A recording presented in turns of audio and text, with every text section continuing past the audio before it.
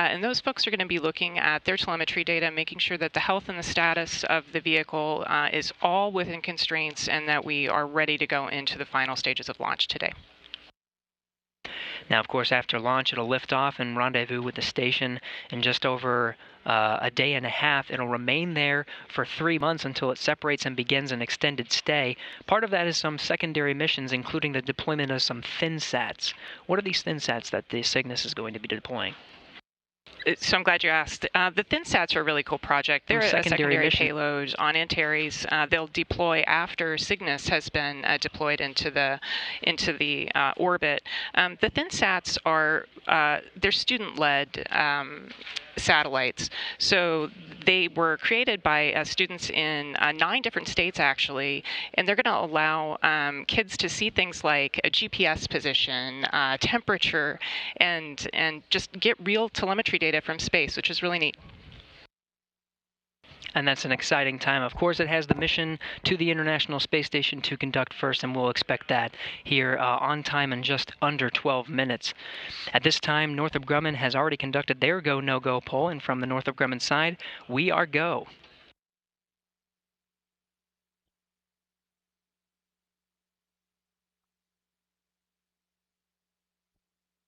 Now, again, part of these milestones is from the go, no-go poll.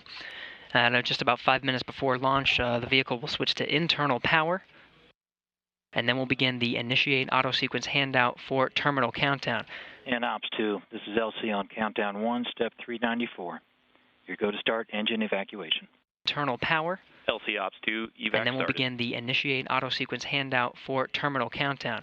And Ops 2, this is LC on countdown 1, step 394. Now what you're hearing is some of the calls from Northrop Grumman flight controllers tracking some of the milestones before we get to that final launch at 3:46 p.m. Central Time today.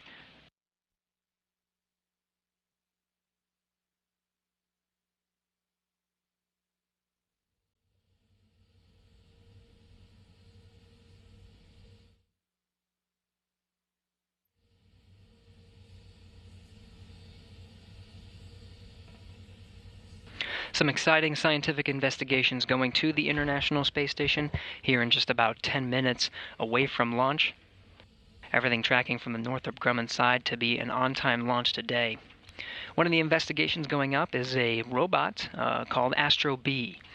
This is NASA's next generation of free-flying robots aboard the station. They're self-contained, cube-shaped robots and are designed to help scientists and engineers develop and test technologies for use in microgravity to assist astronauts with routine chores and give ground controllers additional eyes and ears on the space station. Now, these robots, powered by fans and vision-based navigation, perform crew monitoring, sampling, logistics management, and accommodate up to 3 investigations. They can be operated automatically or from the ground. Another investigation are manufacturing fiber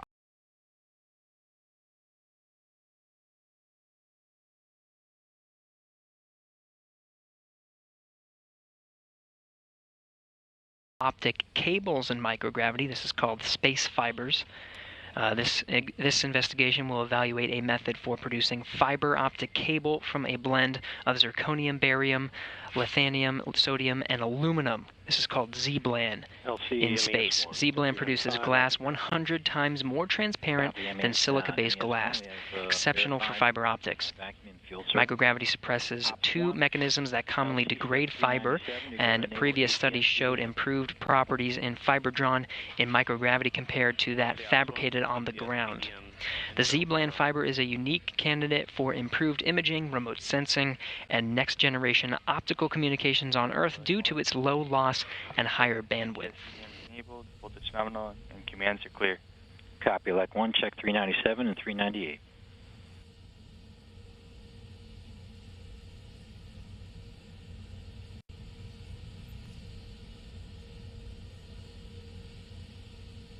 The bioanalyzer is another experiment from the Canadian Space Agency. This is an instrument that serves as a platform for scientific experiments where astronauts can easily test different body fluids such as blood, saliva, and urine and get returned key biomedical analyses within a few hours. Scientists will be able to use the bioanalyzer's data to accelerate science experiments. In the future, this type of device could help to keep a closer eye on astronauts' health. Another experiment is this image of David St. Jacques, and astronauts show accelerated arterial stiffening during their time in space. These are thicker artery walls and signs associated with the development of insulin resistance after spending 6 months in space. And these dramatic changes in the carotid artery, aging was unrecognized until recently. So the vascular aging investigation, this investigation you're seeing here, will include critical onboard investigations to test the relationship among a crew member's metabolism, aging arteries, and aging bones. The results of this study could have great importance for assessing a newly identified risk for astronaut cardiovascular health, potentially pointing to stiffening during their time to reduce risk. And these are, again, just a few of the more than 3,400 pounds of science currently loaded on board Northrop Grumman's CRS-11 Cygnus vehicle, now under 7 minutes from launch.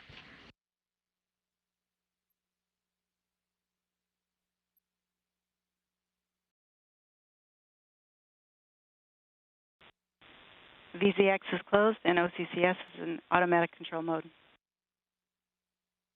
And I copy Prop 1.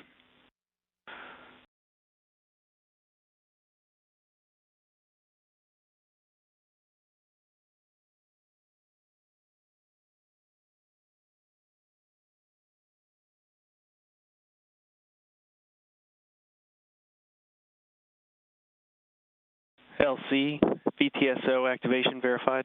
Roger that. Check 402, Ops 2, 403, initialize ground ordnance power supplies.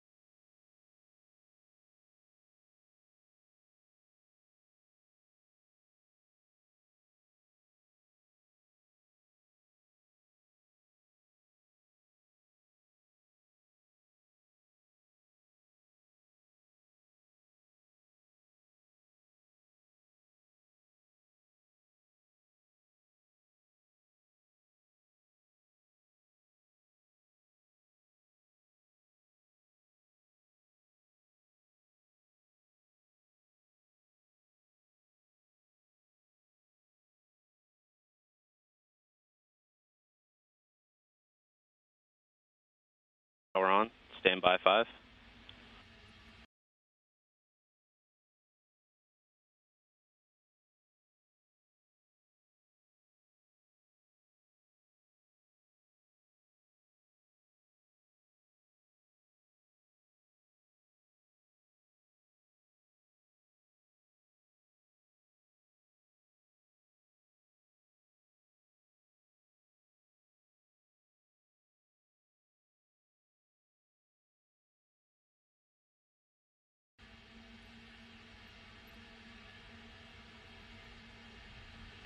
You hear those calls, the vehicle will switch to internal power.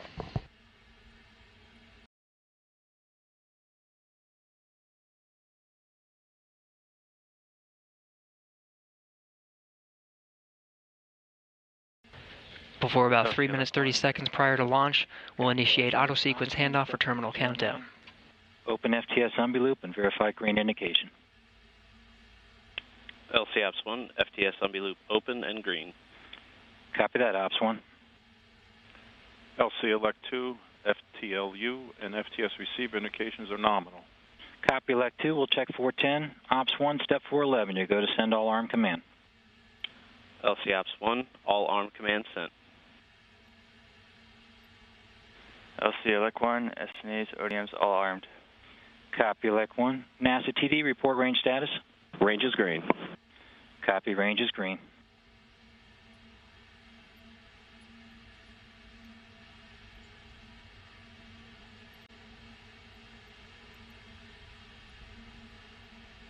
LC MES-1, priming verified, MES-1. Copy, priming verified, check 414. And launch team phase 3 dynamic limits will be active at T-minus 3 minutes.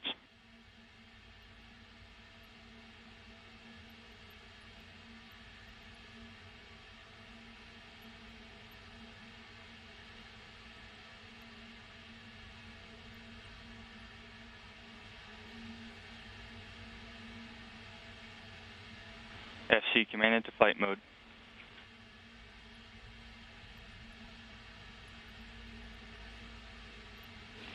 Three minutes before launch, we're now in the terminal Auto count sequence until startup. launch on time, Copy, auto 3:46 sequence. p.m. Central Time. ODM bus voltages and currents are nominal. Roger, Adelaide 1. Nav, step 420, verify ready for nav mode. LC nav, orb nav ready for nav mode. Ops 2, step 421, switch to nav. Orb nav to navigate. LC nav.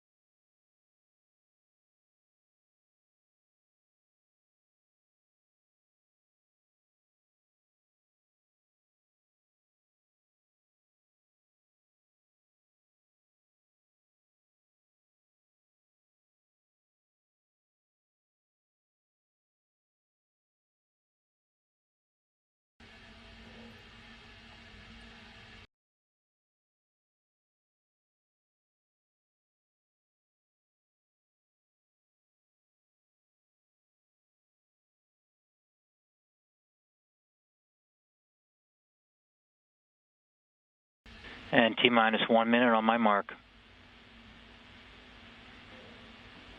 Mark.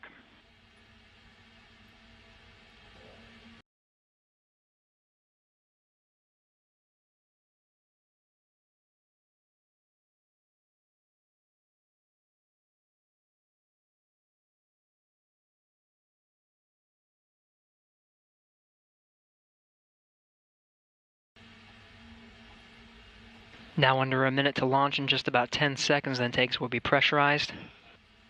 Everything's still on track for a liftoff on time.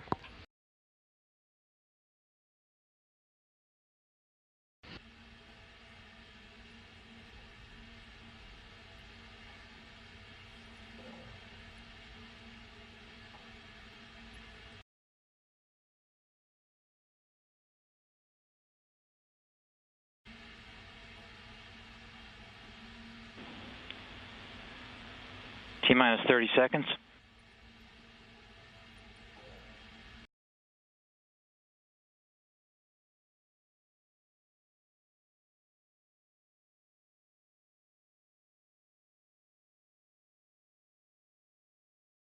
T remains nominal.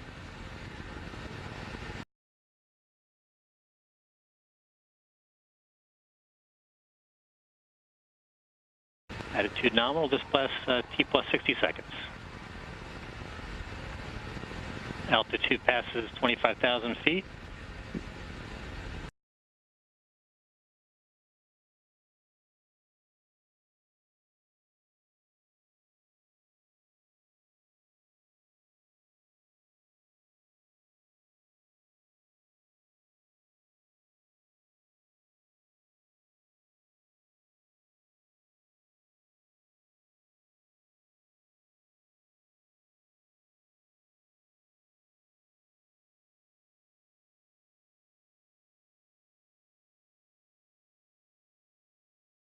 Pass through transonic. Attitude is nominal. Engines continue to operate at full power. Everything looking good, about 10 more seconds Pass of this through first stage max Q burn. with nominal attitude, pass through 40,000 feet altitude. Engines remain nominal at full power. Fuel pressurization is nominal, VNG3 is on. Altitude past 60,000 feet. Engine Engines remain nominal. Attitude and power systems all look good. Coming up on T plus 2 minutes. Engines continue to operate nominally at 100% power. TVC steering, power systems, attitude, 2 minutes into the good. flight, 1 minute 30 seconds until this main engine cut off. Passing through 100,000 feet. Power systems remain nominal. Attitude is good. Engines continue to operate at full power. Engines remain nominal. Power systems are good. Attitude is nominal. Core pressures look nominal. Approximately 1 minute till main engine cutoff. Engine power is nominal. Attitude is nominal. Avionics power is good. We're starting our slow throttle ramp for G limiting. 200,000 feet altitude as we approach T plus 3 minutes. Attitude remains nominal. 10,000 feet per second. Engines have throttled back to 55. About 30 more seconds of this burn. Main engine will cut off. Stage 1 will separate, and the vehicle will coast for just a bit before fairing separation. Engine operation at 55% power is nominal. TVC slew for main engine cutoff has started. Attitude remains nominal.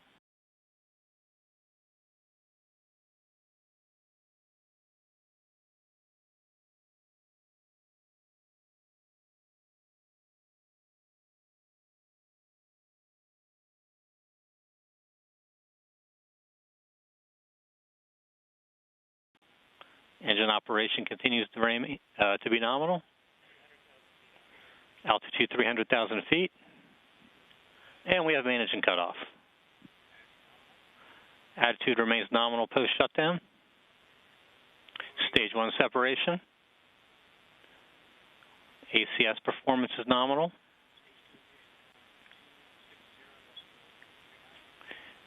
Stage 2 ignition will be in approximately 30 seconds. Again, this is a coast period. Antares is now coasting in preparation for Stage 2 ignition.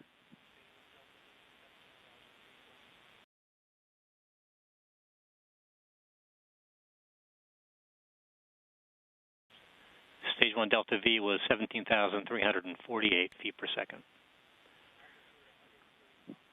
Altitude is 130 kilometers.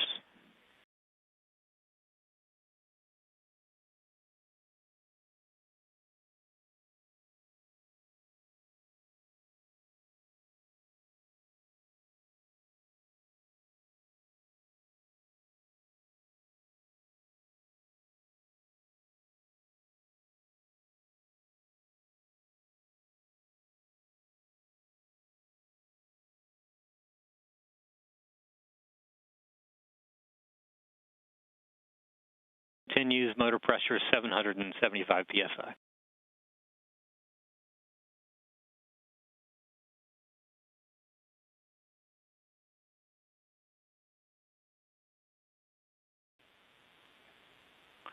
Attitude remains nominal.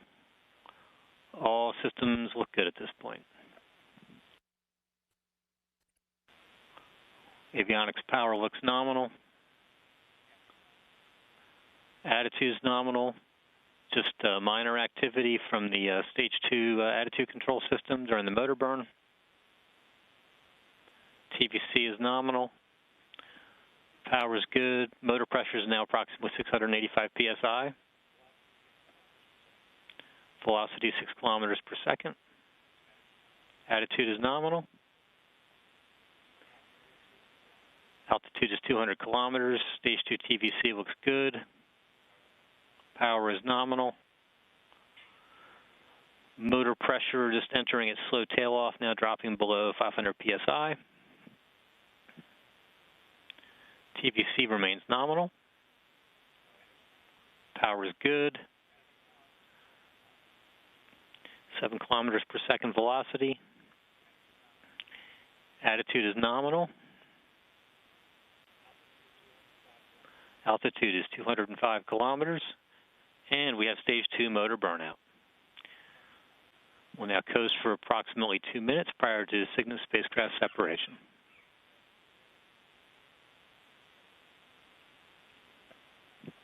Second engine has burned out. The Cygnus vehicle traveling at just under 17,000 miles per hour. Attitude is nominal.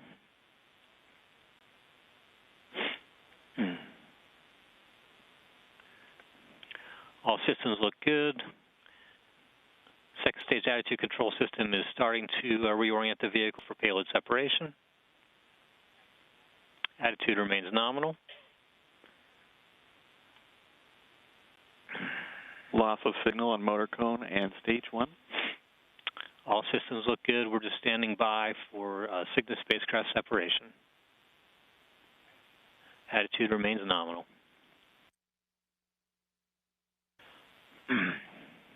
Again, all systems look green at this point. Avionics, power systems, attitude all look nominal as we come up on mission time T plus 490 seconds. Vehicle is now oriented for spacecraft separation. Attitude is nominal. Yeah, Gary, it looks like our telemetry is a little unusual here. I think we're showing a bit of a stale vehicle graphic here. At this point, we've got the Stage 2, the Castor 30XL, with the Cygnus payload still attached, coasting and ready for deployment. So imagine that instead of what we're showing here. Attitude is good. Power systems look good. Sounds good. And just about 9 minutes after liftoff, we should be expecting Cygnus separation. All systems nominal at this point.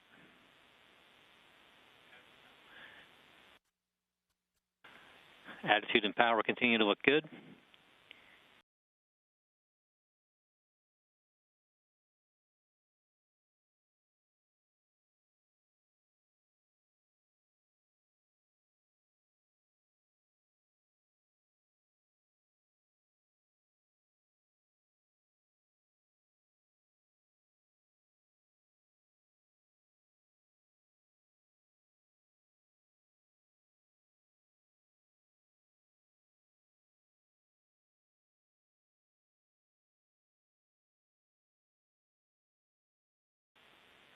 And we have Cygnus spacecraft separation.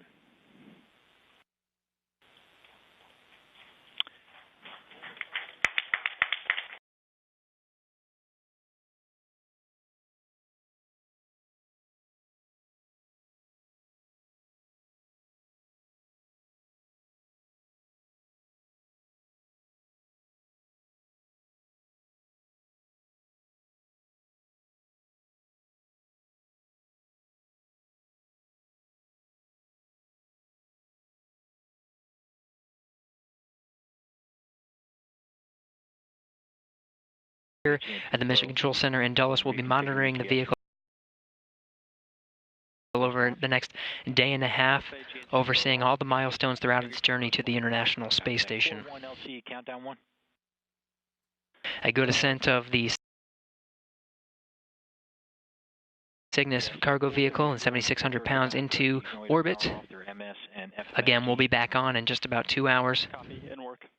6 p.m. Central Time, 7 p.m. Eastern, for our coverage of the solar array deploy. Ops 1. Yeah, we'll conclude coverage and then come back for a capture on Friday, April 19th, scheduled for 4:30 a.m. Central Time. Again, Ann McClain aboard the International Space Station will be the prime robotic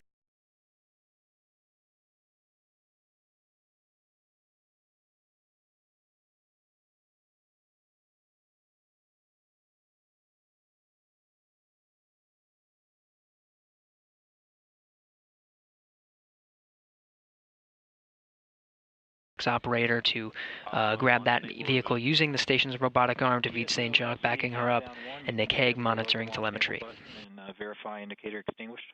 A good ascent of Cygnus into orbit over a 9-minute journey. Again, we'll be back in the next 2 hours. This is Mission Control Houston.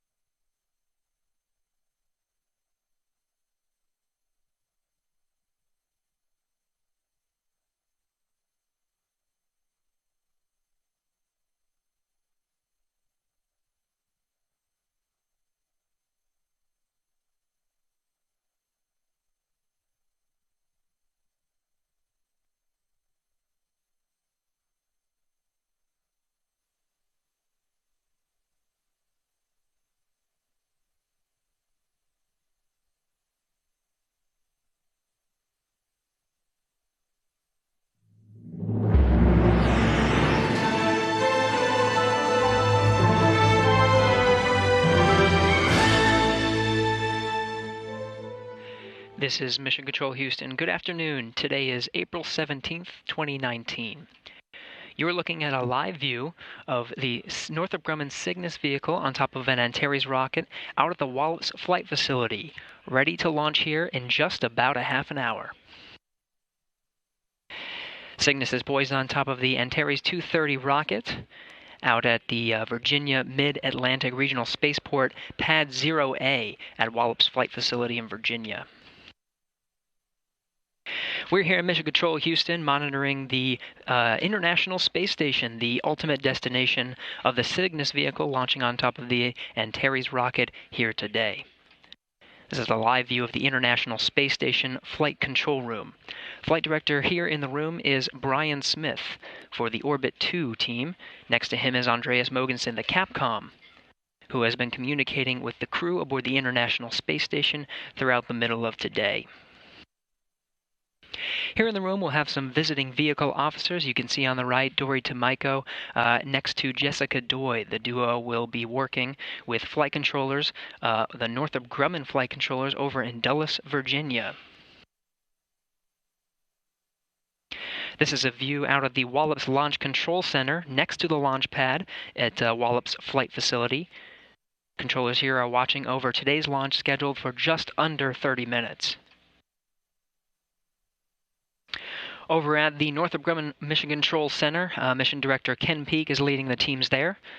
The teams you are seeing in this room will be leading the Cygnus throughout its flight from launching here in just under a half an hour through its journey to the International Space Station over the course of a day and a half. Everything is looking good so far for a launch on time at 3:46 p.m. Central Time, just under 29 minutes from now. At the time of launch, the International Space Station is scheduled to be over the Atlantic Ocean, just northeast of the Lesser Antilles. We're looking at a 4-minute, 59-second launch window from the time of launch, the exact time of launch being 3:46 and 7 seconds p.m. Central Time. The weather today is at 100% favorability, looking at about 54 degrees Fahrenheit at the time, just over 12 degrees centigrade. Again, 100% favorability, clear skies for the launch coming up here in just about 28 minutes. Again, the ultimate destination of the Cygnus cargo craft over the course of its day-and-a-half journey to the International Space Station. Welcoming the vehicle will be the crew of Expedition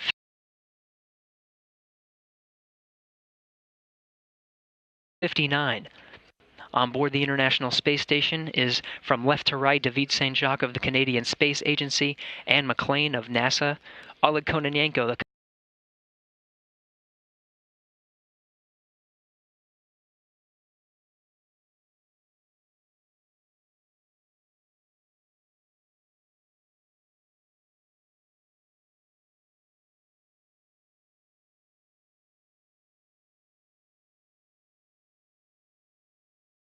commander of Expedition 59 of Roscosmos cosmonaut Alexei Ovchinin. To his right are NASA astronauts Nick Hague and Christina Cook.